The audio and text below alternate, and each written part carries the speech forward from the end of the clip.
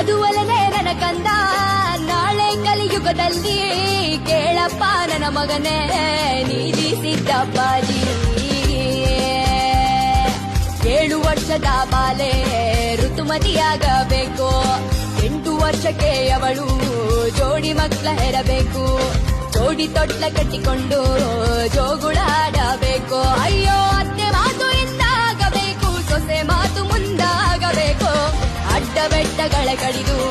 ಹೊಲಗದ್ದೆ ಮಾಡಬೇಕು ಉಲಗಂಜಿಯ ದಿನ ಕೆಂಪು ಗಿಳಿತಾನೆ ಬರಬೇಕು 6ಕ್ಕೇರಿದ ಹೆಂಗಸು 3ಕ್ಕಿಳಿಯಬೇಕು